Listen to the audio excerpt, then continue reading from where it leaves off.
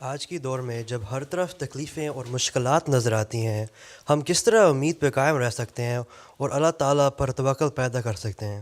بتایا نا میں نے ابھی اس کو، جی انسان کے ساتھ لگی ہوئی ہیں تکلیفیں مشکلات۔ اگر آپ اللہ تعالیٰ کو نہیں مانتے، ایتھیسٹ ہے، اس کو نہیں تکلیفیں جی آتی ہیں نا، وہ بھی سارے تکلیفوں سے گزر رہا ہوتا ہے نا۔ جو دوسرے مذہب کے لوگ ہیں ان کو بھی آتی ہیں، جی ہر ایک گزر رہا ہے۔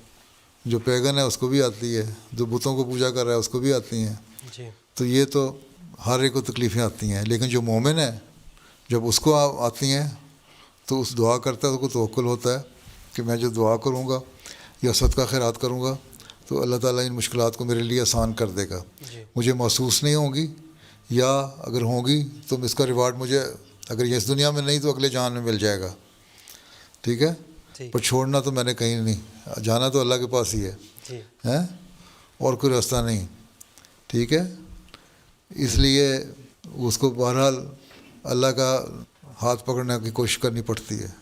جی تو جب وہ کرے گا اور اس پہ توکل کرے گا تو اللہ تعالیٰ اس کو ریوارڈ بھی دے گا، جی ٹھیک ہے۔ تو اس کے توکل کے علاوہ تو اور راستہ ہی نہیں ہے نا، اور کوئی جگہ کوئی نہیں۔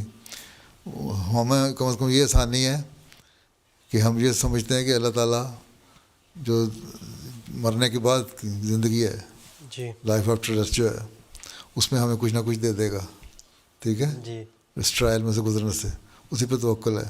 باقی ہے کہ اللہ پہ توکل پیدا کرو، اسے دعا کرو تو بعض وہ یہاں بھی اللہ تعالیٰ دے دیتا ہے، ٹھیک ہے۔ بعض وہ لمبا عرصہ چل جاتا ہے، ٹرائل کی بات ہی ہو رہی ہے۔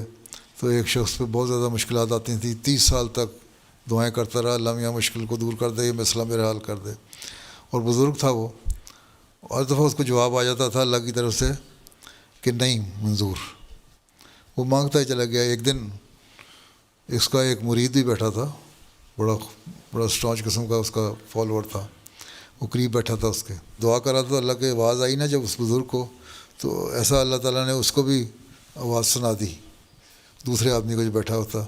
اس نے اپنے پیر صاحب سے کہا کہ جب اللہ کہتا ہے میں نے نہیں ماننی یہ بات تو کیوں مانگ رہے ہیں؟ کہتا ہے اللہ کے در ہی ہے، میں اس کے علاوہ کہاں جاؤں، اور اسی پر میرا توکل ہے، کبھی تو مان ہی لے گا۔ اسی وقت دوبارہ اس کو الہامی کیفیت طاری، کشفی کیفیت طاری ہوئی، وہی اس کے بزرگ کے جو ساتھی تھا اس کے اوپر بھی وہی حالت طاری ہو گئی، اور اللہ میں نے کہا تمہاری جو 30 سال میں جو تم نے دعائیں مانگی تھیں میں نے پوری کرنی، تو 30 سال بعد دعائیں قبول ہوتی ہیں۔ اس لیے توکل تھا اس کو کہ اللہ کے علاوہ کوئی اور جگہ نہیں جہاں میں جاؤں۔